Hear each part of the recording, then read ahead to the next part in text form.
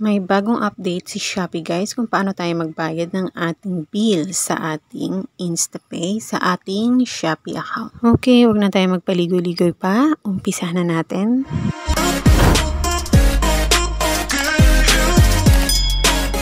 First guys ay punta tayo sa ating Shopee account.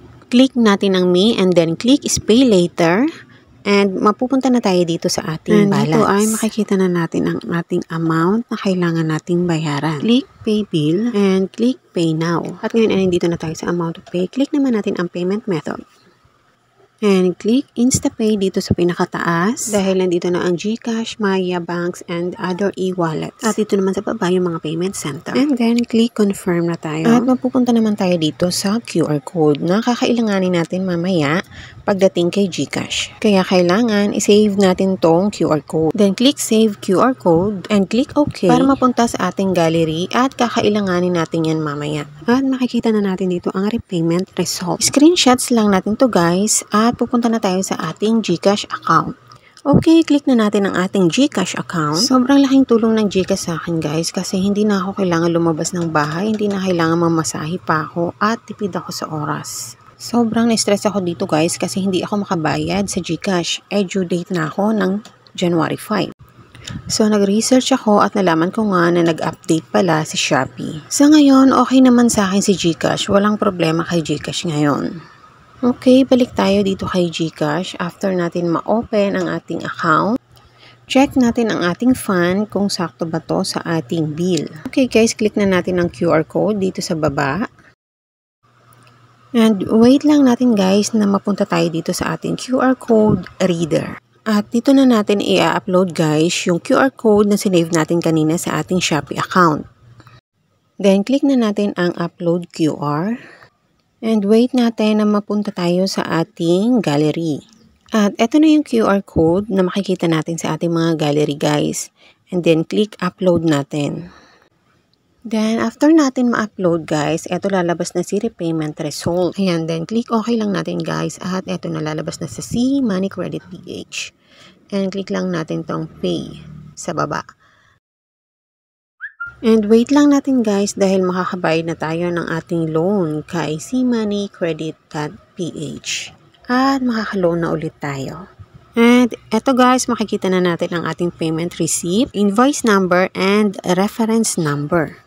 And syempre guys, huwag natin kalilimutan mag-screenshots lagi kapag meron tayong transaction online kasi napaka-importante nito sa ating buhay. At ito lang din ang maipapayo ko sa inyo guys, na palagi tayong mag-iingat sa ating mga online transaction kasi napakaraming scammers ngayon. Huwag tayong magbibigay ng number na ginagamit natin sa ating GCash account. And eto na guys, double check na natin ang ating balance kung nabawasan ba at nakabayad na ba talaga tayo.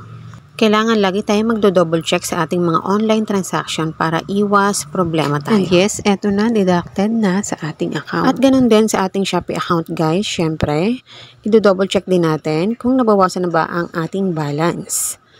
Wait lang natin guys at medyo mabagal talaga ang aming connection. Ko ba? Nagbabayad naman sila. And yes, eto na guys, paid na tayo, zero balance na tayo. Pwede na ulit tayong manghutang. And syempre, pagka ganitong nakakabayad na tayo or nakabayad na tayo, makakatulog na tayo ng mahimbing. Aminin. Hanggang dito na lang guys at sana ay nakatulong sa inyo ang video na to. Thanks and God bless. At huwag nyo naman kalimutang mag-click subscribe and click the notification bell para ma-notify kayo sa mga susunod kang videos. Thank you.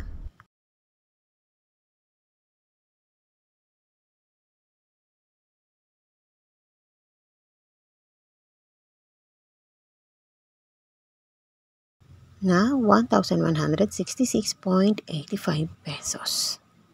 Ang laki ng utang ko. And syempre guys, mag-wait ulit tayo.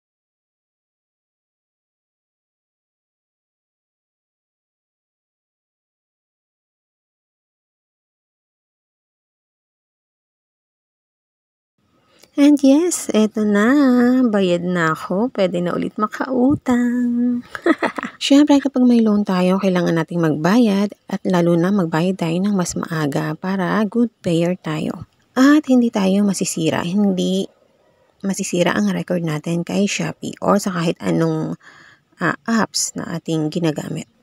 At pagkatapos niyan guys, ay syempre hindi pa tayo tapos kasi kailangan pa nating i-check ang ating fund kung nabawasan na ba, kung sure ba tayo na nakabayad na. Ayan, nabawasan na siya and sure na tayo na bayad na tayo. Worry less na tayo. And syempre check din natin sa ating Shopee account. Double check natin kung zero balance na tayo sa ating bill. Kasi kailangan dapat lagi tayong sigurado sa ating transaksyon online. Gaya nito. Kasi mahirap nang mag-expect. Mahirap nang umasa. Akala natin free na tayo sa ating mga utang, sa ating mga loan. Yun pala, nagka-problema tayo sa pagbabayad. Kaya double check natin. And eto na siya.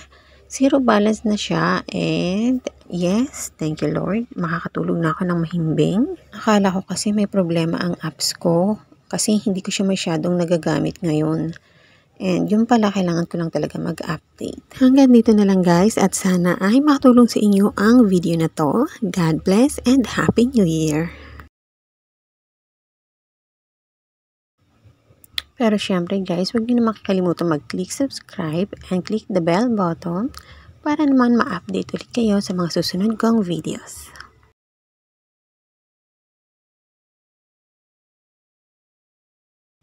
Thank you!